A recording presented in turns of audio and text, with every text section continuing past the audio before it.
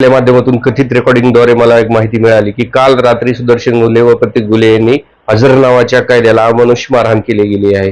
तरी त्याने जेल प्रशासनाकडे तक्रार केलेली आहे, कोर्टाला विनंती केलेली आहे, परंतु त्याला उपचारासाठी का आणले नाही, त्याच्यावर उपचार का केले जात नाहीत, हे प्रकरण का दडपलं जातंय, हा माझा प्रशासनाला प्रश्न आहे. आरोग्य प्रशासनानं आणि आपल्या माध्यमातून न्यायालय प्रशासनानं तिथं जाऊन त्या कायद्याची चौकशी करावी.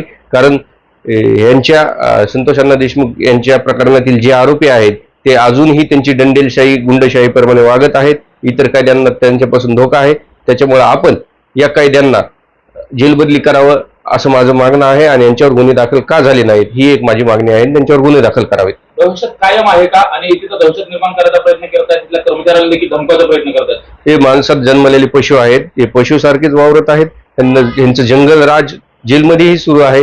या पिसाळलेल्या कायद्यांना या पशूंना कुठेतरी जाब आणला पाहिजे असं माझं म्हणणं आहे. मात्र उपचारासाठी नेलं नाही, मग कोण पाठीशी घालते नेमकं? जेल प्रशासनाला माहिती आहे, उपचाराला गेलं की त्याला किती मारहाण झालेली कळत आणि त्यांच्यावर जनता ताशेरे ओढतील म्हणून हे कुठेतरी दाबलं जाते किंवा आकाच्या माध्यमातून कुठेतरी जेलर साहेबाला काहीतरी पुरवलं जात आहे, त्याच्यामुळे हे दाबलं जाते. काय मागणी असेल? गुन्हे दाखल झाले पाहिजे. अझर नावाचा माणूस तो एक मनुष्यच आहे, त्यालाही कुटुंब आहे, त्याला पशुसारखी मारहाण करता कायदा आहे का नाही? कायद्याने गुन्हा दाखल झाला पाहिजे.